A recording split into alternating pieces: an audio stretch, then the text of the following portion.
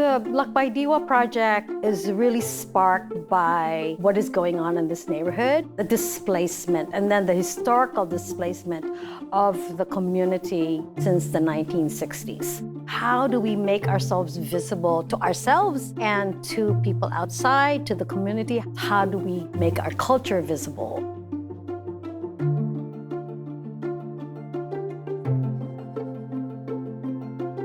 The project is inspired by the indigenous ceremony that I practice from southern Philippines, from Mindanao, called ipat. The major component of the ipat, or the ceremony, is the boat.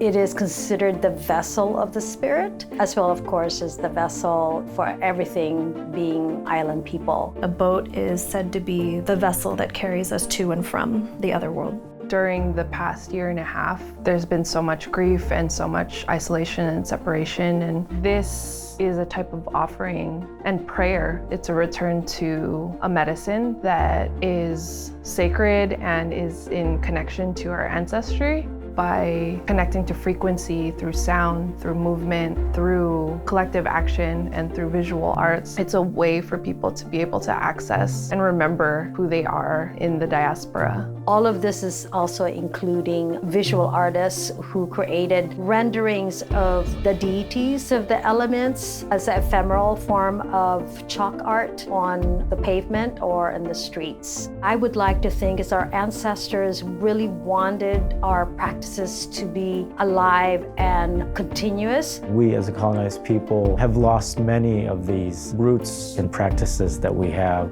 This public program for us is so critical, not only for people around here to see who we are, what we are, where we are, but also for ourselves, because we've been inculcated in our heads, in our minds, in our DNA to basically stay under the radar. The performances of Lakbay Diwa, the first one that we did was in October. It was in the streets of Sama Pilipinas in the South of Market neighborhood. This is really important that the project be rooted in this neighborhood where a large population of the community lives and thrives. The Soma has a lot of historical relevance. This neighborhood is also such an epicenter for Filipino-American art. San Francisco, and particularly the South of Market area, is where many Filipinos lived in the early part of the last century. It's reclaiming that legacy and heritage, as well as healing the trauma of history and all the struggles that our ancestors and people who are currently here still have. The dance was in different sections. One section, we each had our own bangka or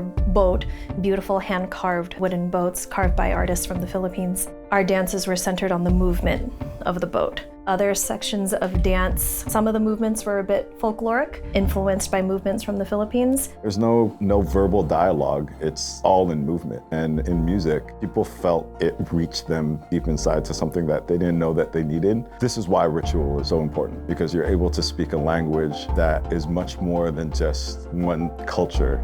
Coming together in a live performance outdoors, intentionally thinking about the sacredness of life, the sacredness of our world, really resonated so deeply with everyone who was there. When the music stopped and the boat was laying down on the street and we were just all circled around it, just being able to take that breath and that pause and look at this boat, this altar, and see all the prayers that were written on the prayer tags and reflect on the journey that led us to that moment. You're creating something transcendent in a real space context outside of a theater where it takes the audience to a higher level. It's really important to have these kinds of works out in the open so that it's not limited. Having murals and gateways and public art such as that allows us as a community to recognize ourselves in place. It gave a lot of hope, gave a lot of faith, and a lot of energy back into the community to know that we are here. We haven't gone away. We are still alive. We're still creating. Our culture is going to bring us back together. seeing folks coming out and experiencing the ceremony was such a gift. This coming together and bringing people to another space, that transcendence. Digging deep and being grounded and healing the spirit, and also creating this aesthetic that I hope will be developed and Filipinos in the United States would be proud of and embrace as their heritage as this cultural heritage district, Soma Pilipinas, flourishes as the years go by.